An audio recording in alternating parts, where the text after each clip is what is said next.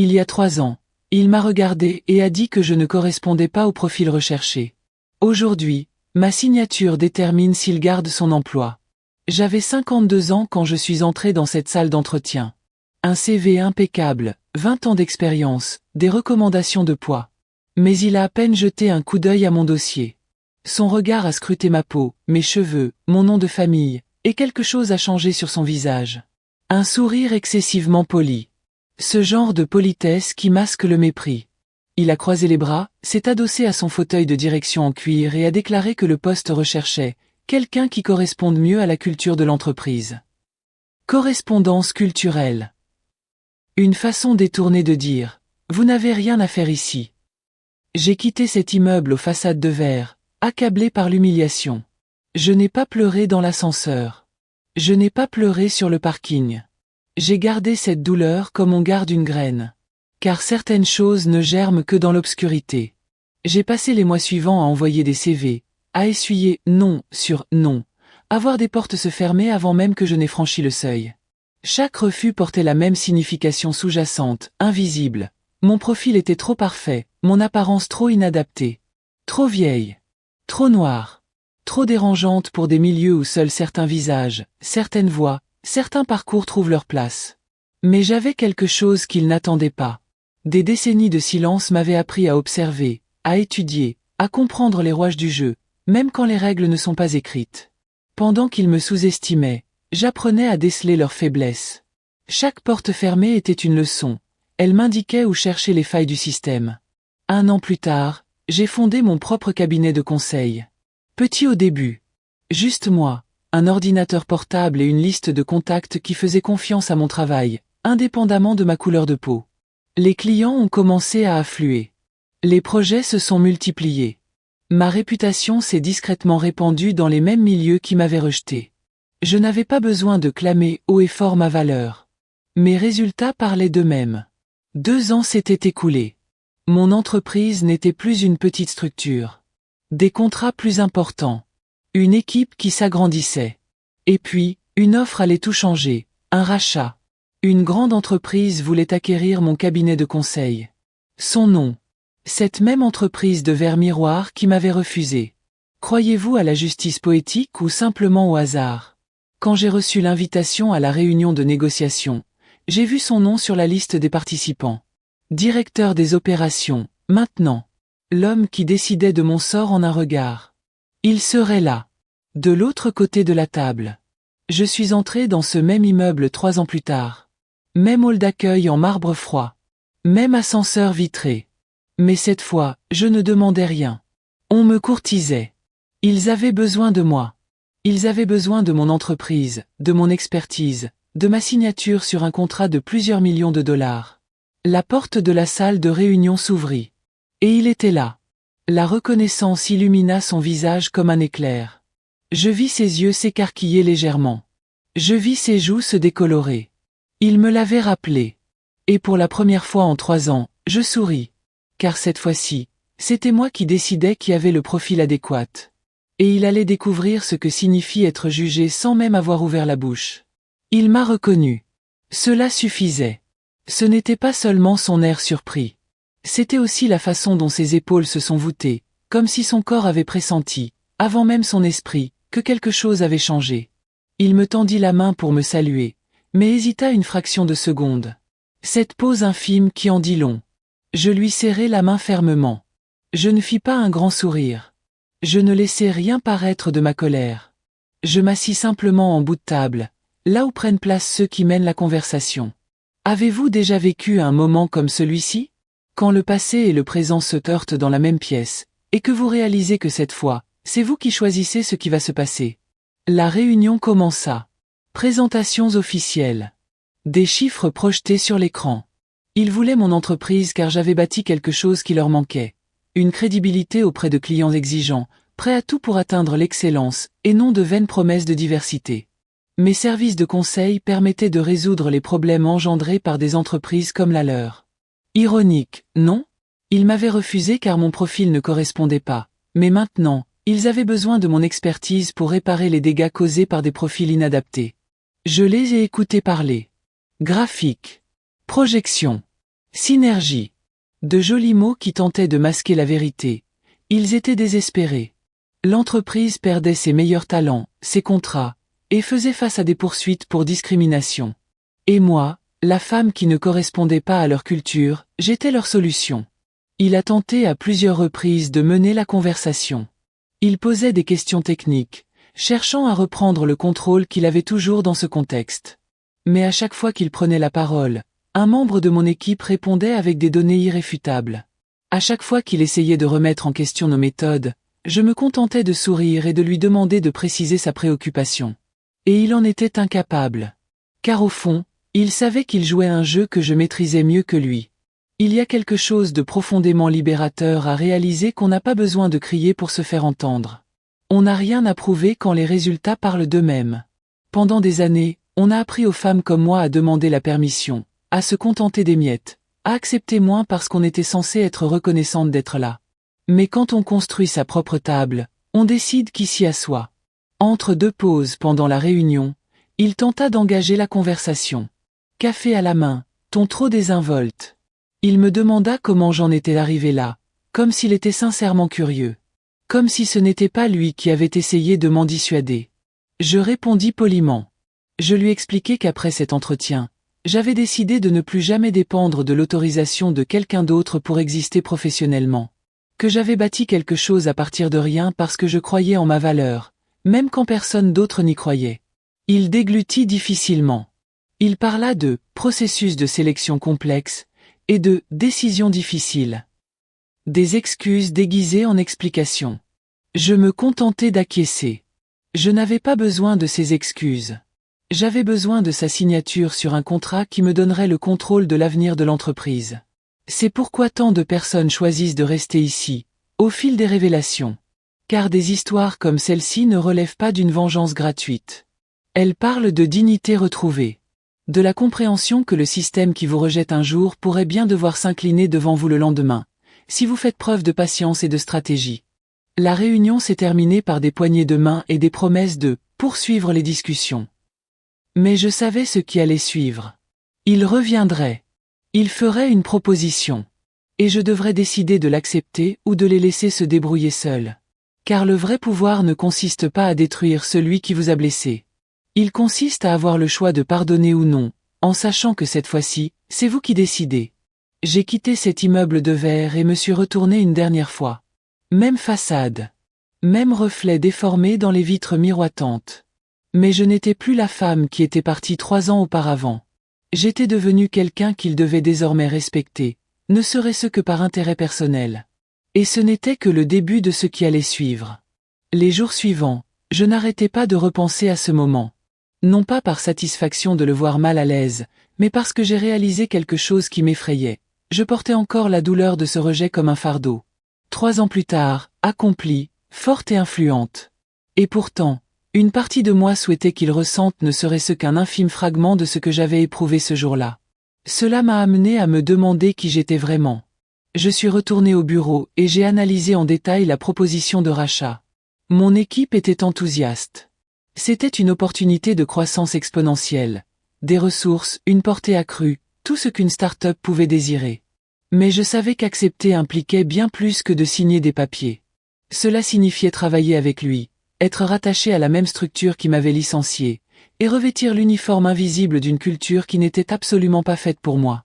Ma partenaire, Marina, une femme blanche d'une 40aine d'années qui comprenait mieux que quiconque les privilèges, m'a demandé ce que je ressentais. Pas ce que je pensais sur le plan stratégique. Ce que je ressentais.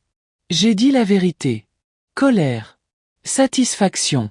Peur qu'accepter ne cautionne le système qui m'a fait du mal. Peur qu'en refusant, mon orgueil ne compromette l'avenir de mon équipe. Elle se tut. Puis elle dit quelque chose qui m'a marqué. Tu n'as pas à choisir entre être forte et être humaine. Tu peux être les deux. J'ai donc commencé à enquêter. Pas seulement sur les chiffres de l'entreprise, mais aussi sur la véritable culture qui se cachait derrière la façade. J'ai parlé avec d'anciens employés. J'ai lu des avis anonymes. J'ai découvert des schémas révoltants. Des femmes noires embauchées uniquement pour atteindre des quotas, mais jamais promues. Des employés latinos relégués à des postes moins visibles.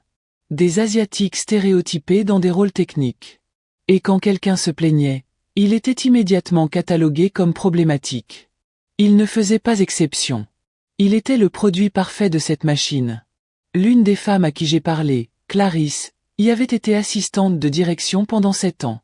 Elle m'a raconté l'avoir entendu dire, lors d'une réunion à huis clos, que la diversité était importante sur le papier, mais qu'en pratique, elle compliquait la dynamique d'équipe. Comme si notre présence était un problème logistique. Comme si le sentiment d'appartenance était une question de commodité. Clarisse est repartie épuisée. Non pas par le travail, mais par la lutte quotidienne pour prouver qu'elle méritait sa place. J'ai entendu histoire après histoire. Et chacune était le reflet de la mienne. Des femmes qui ravalaient leurs mots. Des hommes qui feignaient de ne pas entendre les blagues racistes déguisées en humour. Des gens qui travaillaient 2 fois plus pour obtenir la moitié de la reconnaissance. Des gens qui partaient non pas par échec, mais parce que survivre dans cet environnement leur avait coûté une part de leur âme. Et là j'ai compris. Ça n'avait rien à voir avec lui. Ça n'avait jamais été le cas. Il s'agissait d'un système entier conçu pour fonctionner exactement ainsi. Il n'était qu'un rouage bien huilé d'une machine programmée pour broyer les gens comme moi. Et si je voulais vraiment changer les choses, l'humilier dans une salle de réunion ne suffisait pas. Il me fallait démanteler la machine de l'intérieur. Je suis retourné à la table des négociations avec une contre-proposition. Il ne s'agissait pas seulement de vendre mon entreprise, mais de la restructurer en une division autonome dotée d'un droit de veto sur les embauches et les promotions. Un audit complet de l'équité salariale était également prévu. Des programmes de mentorat obligatoires, animés par des personnes qui comprenaient véritablement le poids de la situation en tant que seule femme. Enfin, une clause spécifique stipulait que tout cadre ayant des antécédents avérés de discrimination serait écarté pendant la transition. Ils ont ri. Ils pensaient que c'était un bluff. J'ai laissé la proposition sur la table et je suis parti. Il a dit qu'ils avaient une semaine pour décider s'ils voulaient une acquisition ou une présentation publique. Parce que j'avais des contacts, des journalistes, des avocats spécialisés en droit du travail, d'anciens employés prêts à parler. Et une histoire qui ferait le buzz sur Internet. Silence. 2 jours plus tard, j'ai reçu l'appel. Ils voulaient renégocier. Mais ce qu'ils ignoraient encore, c'est que j'avais déjà entamé des discussions avec leurs principaux concurrents. Et que ma prochaine action ne dépendait plus de leur acceptation de mes conditions. Elle dépendait uniquement de ma décision quant à l'ampleur des dégâts que j'étais prêt à causer avant d'aller plus loin. Car le vrai pouvoir ne consiste pas à être présent. Il s'agit de décider si cette présence mérite encore d'exister. La semaine qui suivit fut étrange. Non pas à cause de la tension de l'attente, mais à cause de la clarté qu'elle apporta. Je réalisai que pendant 3 ans, j'avais bâti mon entreprise comme une forteresse. Chaque client conquis en était la preuve. Chaque contrat signé, une défense contre cette voix intérieure qui répétait sans cesse « Tu n'as pas le profil requis ». Mais les forteresses sont bâties par ceux qui ont peur. Et j'en avais assez de vivre avec la peur déguisée en force. Un jeudi après-midi, je me suis assis avec mon équipe. Non pas dans une salle de réunion formelle, mais dans la salle de pause, où nous prenions toujours un café et discutions de tout et de rien. Je leur ai tout raconté. L'entretien, le refus, les retrouvailles, la proposition que j'avais soumise. Et pour la première fois, j'ai admis à voix haute que je ne savais pas si je faisais cela pour l'entreprise ou pour moi-même. Il y eut un silence. Pas un silence gênant. Juste le genre de pause qui survient quand les gens écoutent vraiment. Alors Rodrigo, mon coordinateur de projet, un homme noir d'une 30aine d'années qui avait été licencié 3 fois avant que je l'embauche, a dit quelque chose de simple. Vous nous avez donné une chance que personne d'autre ne nous a donnée. Maintenant, nous vous couvrirons pour que vous puissiez faire ce qui doit être fait. C'est à ce moment précis que beaucoup ressentent le besoin de soutenir cette démarche, témoignant ainsi, en silence, de l'impact du message. Car ces histoires ne sont pas seulement les miennes. Elles appartiennent à tous ceux qui ont un jour douté de mériter leur place dans cette pièce. Leur réponse est arrivée vendredi après-midi. Un courriel formel demandant une rencontre en personne pour discuter des conditions en détail. Traduction. Ils avaient peur. Peur de ce que je pourrais révéler. Peur de perdre le contrôle. Peur que je leur cache quelque chose. Et je l'avais. Mais lorsque je suis rentré dans cette pièce, quelque chose avait changé en moi. Il ne s'agissait plus de prouver quoi que ce soit. Il s'agissait de choisir ce que je voulais emporter avec moi désormais. Ils n'étaient pas là. Ils ont envoyé le PDG et le directeur juridique. Des personnes plus âgées, plus calculatrice, formée à négocier sans montrer la moindre faiblesse. Mais j'étais plus âgé moi aussi. Plus calculateur. Et contrairement à eux, je n'avais plus rien à perdre que je n'ai déjà perdu. La directrice juridique a commencé par évoquer des problèmes opérationnels liés à mes demandes.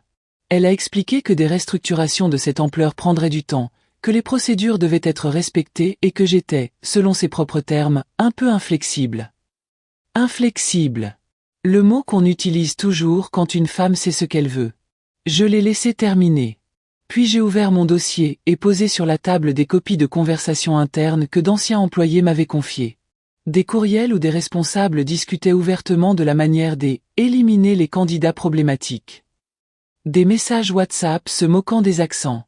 Des évaluations de performance où les femmes noires étaient systématiquement qualifiées de « trop émotives » ou de « non en phase avec la culture d'entreprise ». J'ai poussé les papiers vers eux. Pas avec colère. Calmement. Vous pouvez appeler cela de l'inflexibilité.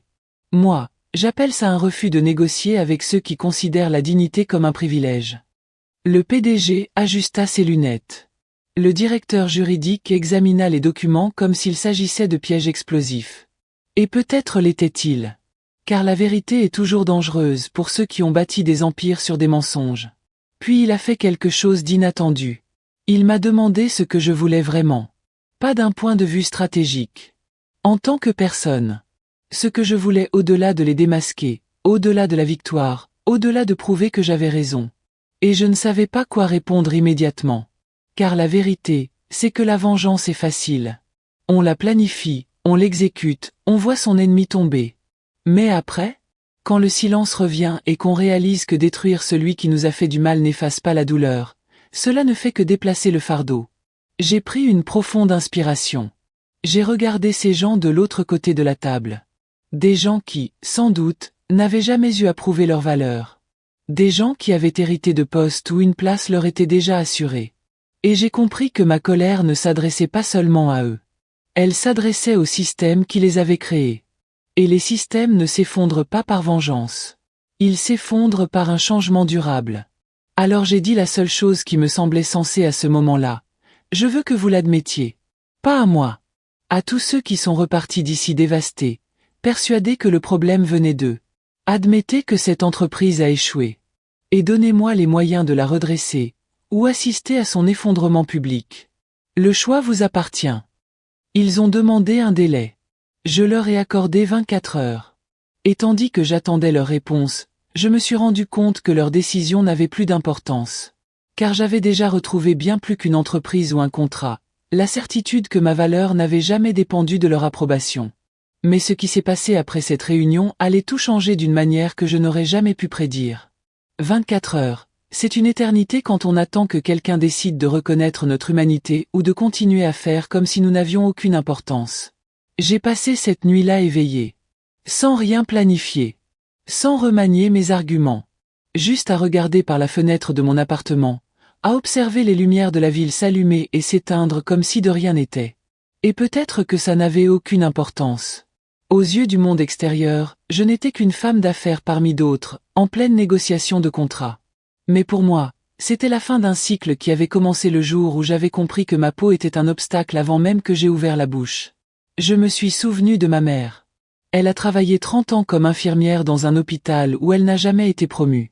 Toujours polie, toujours ponctuelle, toujours impeccable. Et toujours ignorée. Quand je lui ai demandé pourquoi elle ne se plaignait pas, elle m'a dit quelque chose qui m'a marqué. Se plaindre ne change rien au système, ma fille. Cela ne fait que te faire passer pour une personne à problème. Elle avait raison à l'époque. Mais quelque chose a changé entre sa génération et la mienne. Non pas que le racisme ait disparu, mais nous avons maintenant des outils, des réseaux, une voix qui porte. Et surtout, nous refusons d'accepter le silence comme stratégie de survie. La réponse est arrivée le lendemain matin. Pas par courriel. Il s'est présenté en personne à mon bureau. Oui, lui. Cet homme qui, il y a 3 ans, m'avait dit que je n'étais pas son genre. Il a frappé à la porte, a demandé à me parler en privé, et quand nous nous sommes assis face à face, j'ai vu quelque chose que je ne m'attendais pas à voir, une honte sincère. Il a commencé par tenter de s'expliquer. Il a dit qu'à l'époque, il était sous pression pour pourvoir le poste rapidement. que d'autres candidats internes étaient envisagés, que la décision n'était pas personnelle. Toutes les excuses que ce genre de personnes invoquent lorsqu'elles sont confrontées à leur propre choix. Comme si le contexte justifiait la cruauté. Je l'ai laissé parler. Parce que j'avais besoin de savoir jusqu'où il était prêt à aller pour se disculper. Puis il marqua une pause. Il regarda ses mains. Et il dit quelque chose qui me surprit. Je sais que je n'étais pas le seul. Mais c'est moi qui vous ai dit ça. Et ça me hante. Poursuivez. Le mot résonna dans la pièce. J'ai alors compris que la vengeance ne consiste pas à faire payer quelqu'un. Il s'agit de lui faire comprendre. De lui faire comprendre ce qu'il a fait. De lui faire comprendre qui il a blessé. De lui faire comprendre que la personne en face n'était pas un obstacle ou un problème d'adaptation culturelle, mais un être humain à part entière, réduit à un stéréotype commode. Il poursuivit. Il affirma que l'entreprise était disposée à accepter mes conditions. Un audit complet, une restructuration culturelle, de véritables programmes d'actionnariat, et non de simples opérations de façade. Il ajouta qu'il s'était lui-même proposé de piloter la transition, sous ma supervision, à titre de réparation. Réparation. Encore un mot lourd de sens. J'aurais pu refuser. J'aurais pu exiger son renvoi dans le cadre de l'accord. Faire de lui l'exemple public indispensable à toute histoire de vengeance. Mais j'ai regardé cet homme, cheveux gris désormais, rides d'expression autour des yeux, et j'ai vu quelque chose de plus profond que le méchant que j'avais imaginé.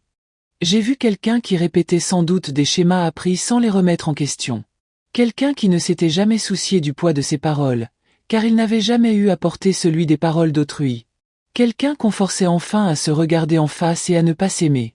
Et j'ai compris que j'avais le choix. Punir ou transformer. Détruire ou reconstruire. Vengeance ou justice. Ce n'est pas la même chose, tu sais? La vengeance est personnelle. C'est une catharsis temporaire. La justice est systémique. C'est un changement durable. La vengeance flatte l'ego blessé. La justice guérit la blessure elle-même. J'ai pris une grande inspiration. J'ai dit que j'acceptais. Mais à une condition supplémentaire qui ne figurait pas dans l'accord écrit. Il devrait s'entretenir avec chaque personne ayant quitté l'entreprise pour cause de discrimination et l'écouter. Non pas pour se défendre, mais simplement pour écouter.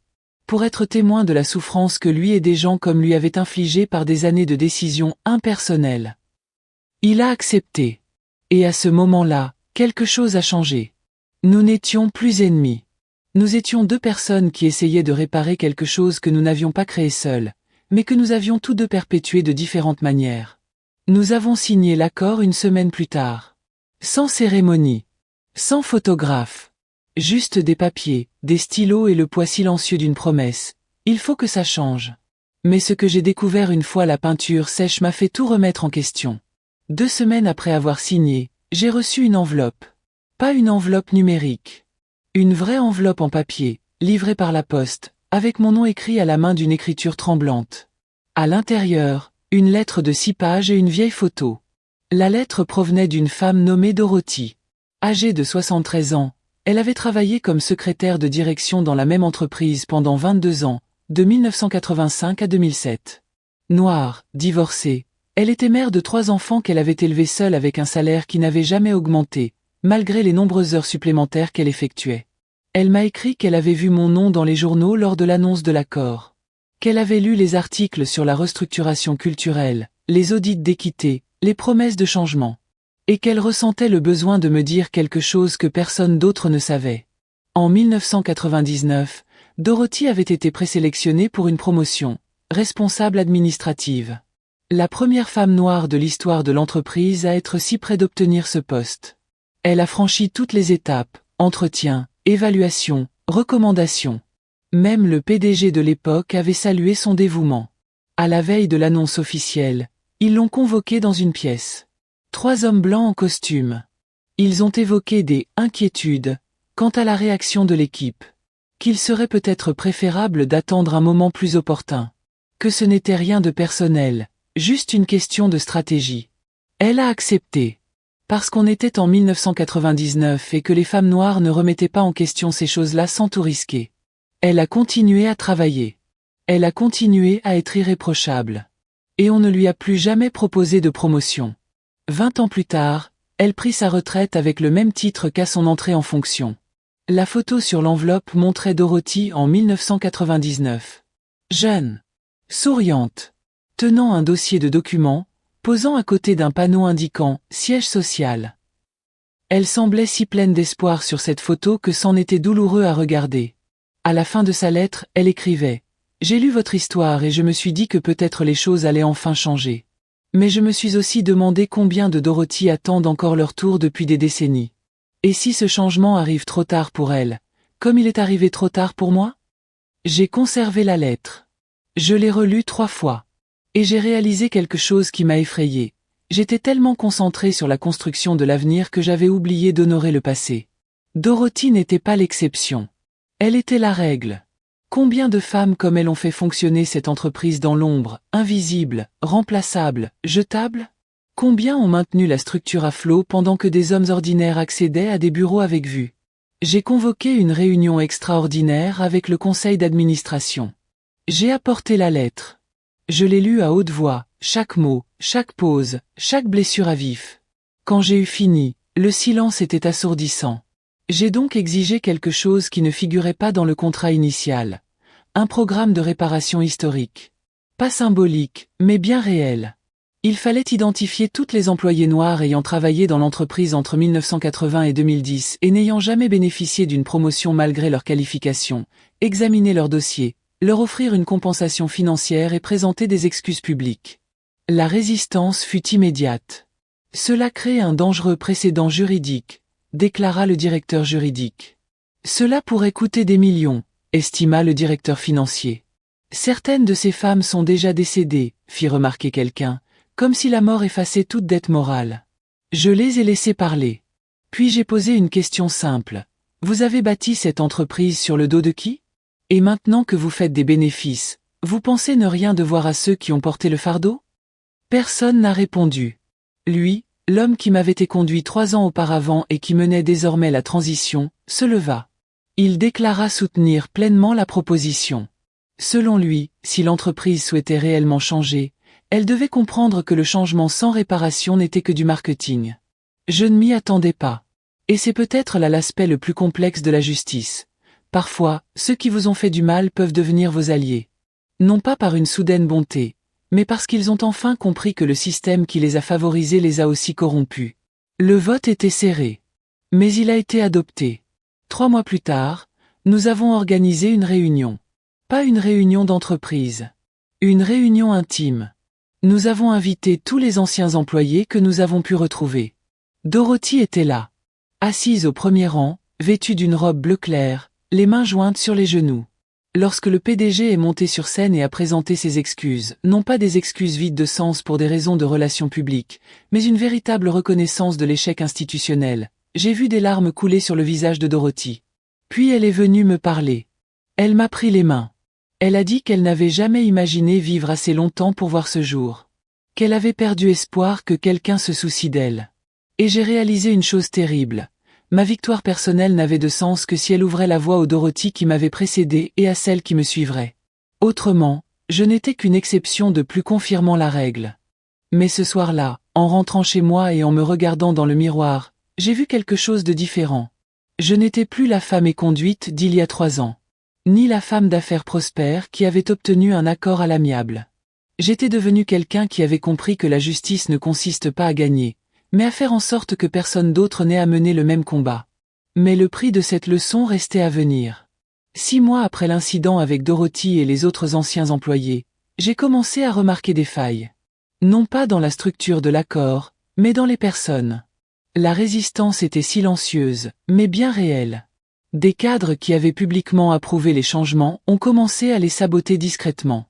Des embauches diversifiées ont été effectuées, mais les employés ont été affectés à des projets secondaires. Les promotions promises ont pris des mois de plus que d'habitude.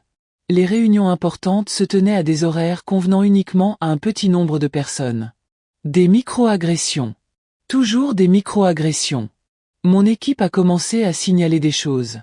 Des commentaires sur les embauches politiques. Des blagues sur les quotas, déguisées en souci de la méritocratie. Le genre de choses qu'on ne trouve jamais dans les courriels, mais qu'on entend toujours dans les couloirs, toujours en présence de témoins triés sur le volet.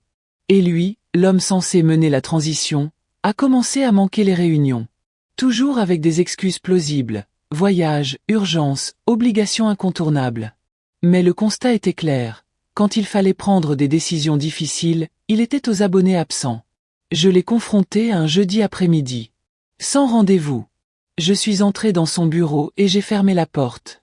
Tu l'évites, ai-je dit. Non pas pour poser une question, mais pour faire un constat. Il regarda l'écran de l'ordinateur. Puis ses mains. Enfin, il me regarda. Et il admit ce que je soupçonnais déjà. C'est plus difficile que je ne l'imaginais. Changer une culture, ce n'est pas signer des documents. C'est affronter des gens que l'on connaît depuis 20 ans. C'est se faire traiter de traître lors d'un déjeuner de direction. C'est perdre des amis.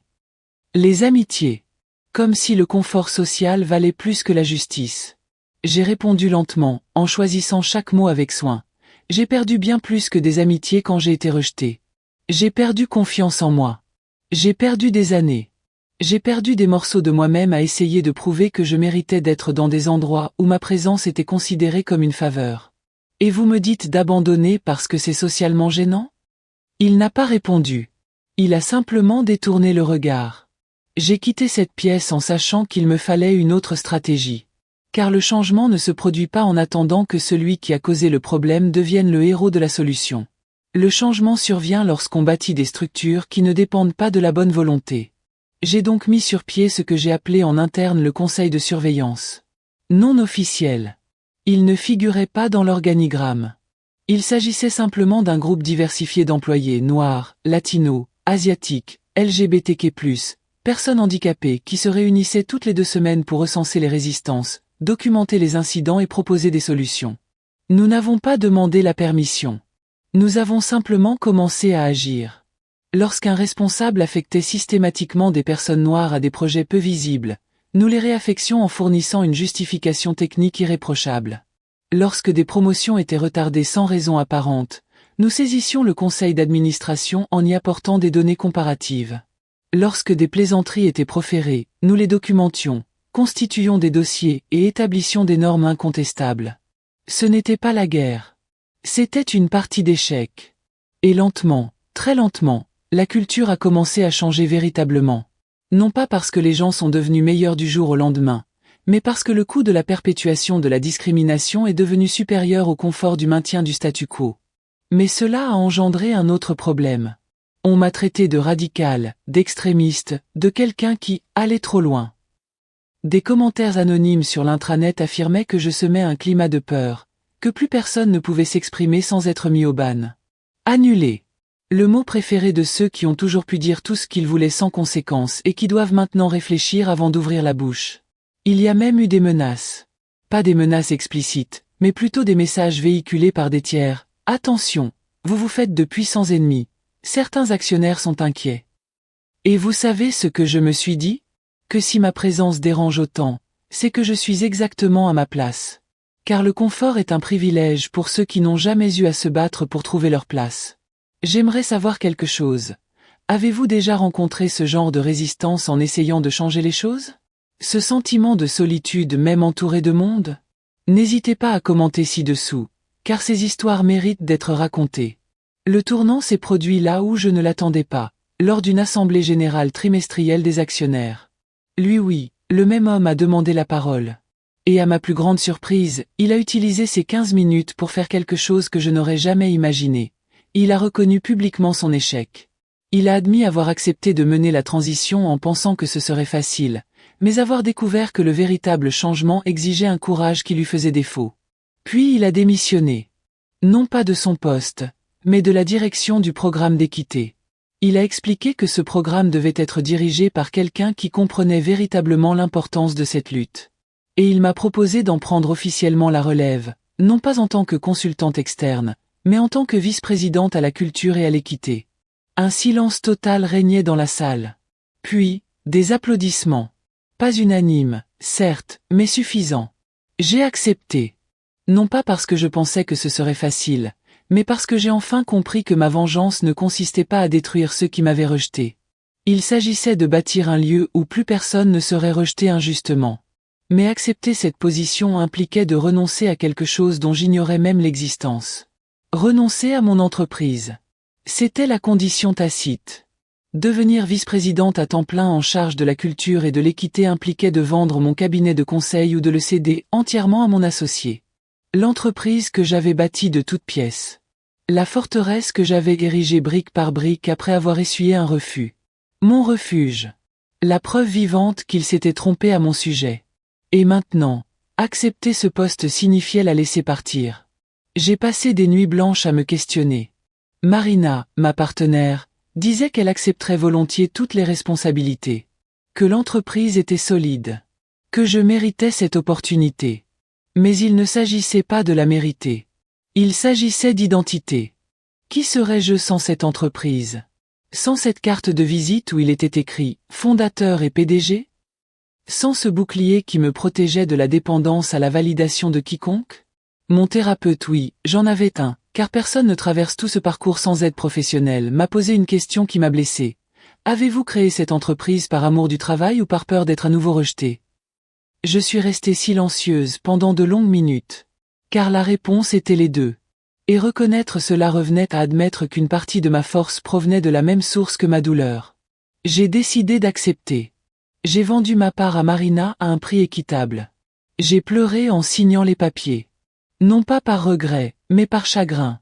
Parce que je tournais une page qui m'avait sauvée quand personne d'autre ne croyait en moi. Mais cela ouvrait aussi la voie à quelque chose de plus grand. Pas seulement à la transformation d'une entreprise, mais à la transformation de tout un écosystème. En tant que vice-présidente, j'ai eu accès à des données écœurantes. L'écart salarial entre les employés blancs et non blancs était de 34% pour des postes équivalents. Les femmes noires étaient concentrées dans 73% des postes opérationnels et seulement 4% des postes stratégiques. Et même en tenant compte de l'ancienneté, de l'expérience et du niveau d'études, ces tendances persistaient. Ce n'était pas un hasard. C'était intentionnel. J'ai présenté ces chiffres lors d'une réunion de direction. J'ai projeté les graphiques sur l'écran. J'ai laissé planer un silence pesant. Puis j'ai demandé, comment expliquer cela sans utiliser le mot méritocratie? Personne n'a réussi. Nous avons immédiatement procédé à des ajustements salariaux. Non négociables. Cela a coûté des millions. Certains cadres ont menacé de démissionner. J'ai dit, la porte est ouverte. Aucun n'a démissionné. Car au fond, ils savaient qu'ils avaient tort. Ils espéraient simplement que personne n'oserait le dire ouvertement. Mais le plus difficile n'était pas de faire face à la résistance extérieure. C'était de gérer les attentes internes. Les employés noirs et les autres groupes marginalisés ont commencé à me voir comme une sauveuse. Chaque injustice, chaque micro-agression, chaque frustration accumulée m'était rapportée. Comme si, maintenant que l'une d'entre nous était au pouvoir, tout allait se résoudre comme par magie. Et j'ai compris. Parce que j'ai moi aussi attendu que quelqu'un vienne tout arranger. Mais la dure réalité, c'est qu'une seule personne ne peut pas changer un système. Peu importe sa position. Peu importe son pouvoir. Les systèmes se sont construits sur des générations et il faut des générations pour les démanteler. J'ai dû avoir des conversations difficiles. Dire non à des demandes légitimes faute de ressources. Établir des priorités, sachant que certaines devraient attendre. Et porter le poids de la culpabilité de ne pas pouvoir sauver tout le monde en même temps. Une jeune employée noire, fraîchement embauchée, m'a abordée dans un couloir. Elle avait 25 ans. Ses yeux pétillaient. Elle était pleine d'espoir. Elle m'a dit avoir accepté le poste après avoir lu mon histoire. Qu'elle pensait que les choses seraient différentes désormais. 2 semaines plus tard, elle a subi une micro-agression de la part d'un collègue blanc qui a mis en doute ses qualifications pour le poste ou s'est demandé si elle avait été embauchée pour respecter un quota. Elle est venue me voir en pleurs, s'attendant à ce que je licencie immédiatement ce collègue. Mais les RH s'en occupaient. Il y avait un protocole. Une enquête. Du temps. Et ça ne lui suffisait pas. Ça ne me suffisait pas non plus. Mais c'était la réalité du fonctionnement des institutions. Lentement. Bureaucratiquement. Injustement lent. Elle m'a regardé avec déception et a dit « Je pensais que vous comprendriez. » Et elle est partie. Ça m'a brisé. Parce que j'ai compris. J'ai trop compris. Mais la compréhension ne m'a pas conféré de pouvoir magique. Elle m'a seulement apporté la douloureuse prise de conscience que le véritable changement est lent, coûteux et insuffisant pour ceux qui souffrent aujourd'hui. 6 mois après mon entrée en fonction, Je me suis regardé dans le miroir et je ne me suis pas tout à fait reconnu. J'avais de nouvelles rides. Des cheveux plus gris. Des cernes permanents sous les yeux. Le poids des attentes de centaines de personnes, tout en gérant la résistance de centaines d'autres. Et je me suis surprise à me demander, cela en valait-il la peine? Échanger ma liberté d'entrepreneur contre un travail qui me consume? Échanger mon refuge contre un champ de bataille quotidien? Puis j'ai reçu un message. D'une jeune stagiaire. Elle avait 19 ans. La première de sa famille à faire des études supérieures. Noire. Issue d'un milieu marginal. Pleine de rêves et de traumatismes. Elle a dit, « Je voulais simplement vous remercier d'être là. Parce que chaque fois que je vous vois dans cette entreprise, je me dis que peut-être je peux y arriver aussi. Que rêver n'est peut-être pas si fou. » Et j'ai compris que c'était ça. Il ne s'agissait pas de tout réparer, mais d'ouvrir la voie. D'être la porte qui m'était fermée. Mais le coup de cette situation était loin d'être terminé. 1 an et demi après ma prise de fonction en tant que vice-présidente, un événement inattendu s'est produit. L'entreprise a été nommée pour un prix national récompensant l'innovation en matière de diversité en entreprise. Une visibilité exceptionnelle, une couverture médiatique nationale et une reconnaissance internationale. Nous avons appris la nouvelle lors d'une réunion du conseil d'administration. Applaudissements. Sourires. Célébration. Mais j'ai ressenti quelque chose d'étrange dans mon estomac. Pas de la fierté. Du malaise. Parce que je connaissais la vérité derrière ces beaux chiffres que nous allions présenter. Oui, nous avions augmenté de 40% le recrutement de profils diversifiés. Oui, nous avions corrigé les écarts de salaire. Oui, nous avions mis en place des programmes structurés. Mais je savais aussi combien de personnes partaient encore épuisées. Combien se heurtaient à un plafond de verre invisible. Combien subissaient encore quotidiennement des micro-agressions, car les signalés revenaient à être stigmatisés. Le véritable changement ne se mesure pas à l'aune d'un prix.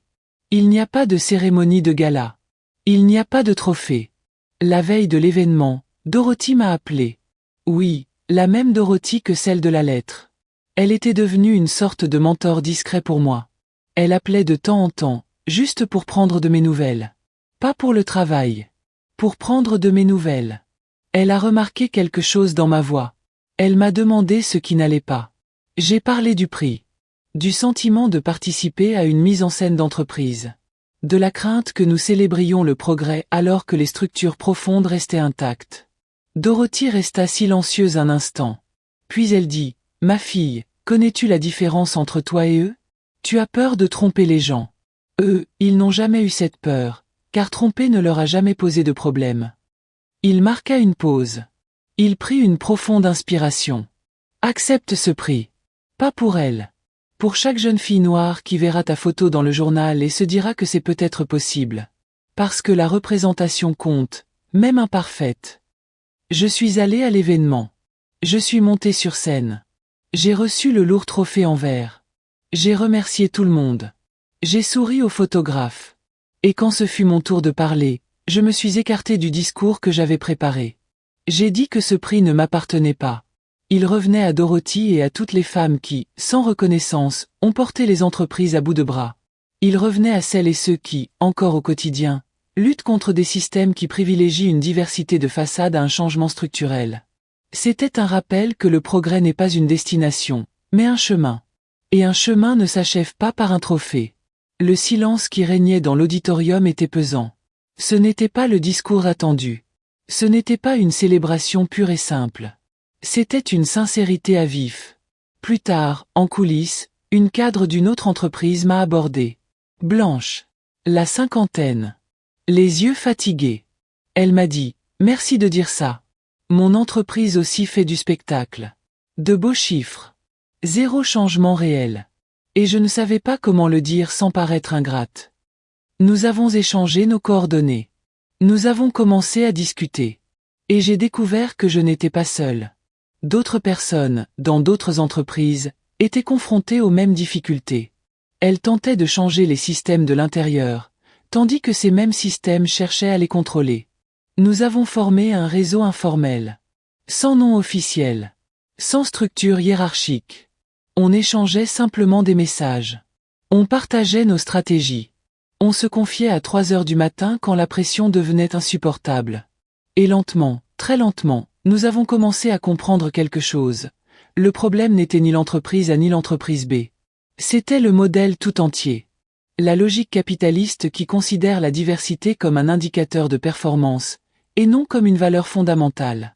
Qui embauche des personnes de tous horizons mais maintient des structures de pouvoir homogènes. Qui célèbre la représentation mais punit toute résistance. 2 ans après mon entrée en fonction, j'ai dû faire face à ma plus grande crise. Un actionnaire important a menacé de retirer ses investissements si nous continuions à privilégier un programme idéologique aux résultats financiers. Comme si les actions étaient une idéologie. Comme si la justice était facultative. Le conseil d'administration m'a convoqué. La réunion était tendue. Ils voulaient que je renonce à certaines initiatives. Rien de radical, m'ont-ils dit. Juste des ajustements stratégiques. Moins de bruit, plus de diplomatie. Je savais ce que cela signifiait. Retour au théâtre. De beaux numéros. Un changement superficiel. J'ai balayé la pièce du regard. Des visages que je connaissais depuis 2 ans. Certains étaient devenus de véritables alliés. D'autres toléraient ma présence par simple commodité. Et j'ai réalisé quelque chose de libérateur. Je n'avais plus besoin de cette validation. Il y a 3 ans, le refus de cette entreprise m'avait anéanti. Aujourd'hui, l'idée d'un nouveau refus ne me faisait plus peur. Car je savais qui j'étais. Je connaissais ma valeur. Et je savais que si cet endroit refusait de changer véritablement, j'en trouverais ou j'en créerais un autre. J'ai donc fait quelque chose qui m'a moi-même surpris. Il a déclaré être prêt à céder, à une condition, une transparence totale. Publier un rapport annuel détaillé sur l'équité, incluant les disparités existantes, les cas de discrimination signalés mais non résolus, et les domaines où l'entreprise a failli. Aucune propagande. La vérité, tout simplement. S'ils avaient voulu moins de bruit, ils l'auraient eu. Mais ils n'auraient pas accepté les mensonges. Le PDG me regarda comme si j'étais devenu fou. Mais quelque chose changea sur son visage. Du respect. Ou peut-être simplement de la lassitude à lutter contre quelqu'un qui n'avait plus peur de perdre. Il a accepté. Et lorsque ce rapport a été publié 6 mois plus tard, le monde de l'entreprise a tremblé. Non pas parce que nous étions les pires, mais parce que nous étions les premiers à admettre publiquement que la diversité n'est pas un aboutissement, mais un engagement quotidien, imparfait et nécessaire. Mais dire la vérité en premier a un prix. Et j'étais sur le point de le découvrir. Le prix à payer fut la solitude en entreprise. Après la publication de ce rapport de transparence radicale, d'autres entreprises ont commencé à m'éviter lors d'événements. Pas ouvertement, certes, mais les invitations à prendre la parole se sont raréfiées. Les conversations dans les couloirs sont devenues plus brèves. Les sourires plus polis et vides. Car j'avais brisé la loi du silence. J'avais publiquement admis que le roi était nu. Et cela a fait de moi une menace. Mais un événement inattendu s'est également produit. Des personnes que je n'aurais jamais imaginé rencontrer ont commencé à me contacter. Des étudiants, des militants, des journalistes, des employés d'autres entreprises désireux de savoir comment reproduire cette transparence. Des personnes lassées des mises en scène des entreprises et qui aspiraient à de véritables stratégies de changement structurel. Je suis devenu un modèle. Pas le genre de modèle qui gagne des trophées. Le genre de modèle qui me fait recevoir des appels à 2 heures du matin de personnes qui pensent abandonner parce que la bataille leur paraît insurmontable. Et vous savez ce que j'ai appris en répondant à ces appels? Que mon histoire n'a jamais été seulement la mienne. C'était aussi celle de Dorothy. Celle de la stagiaire de 19 ans. Celle du cadre pâle aux yeux fatigués.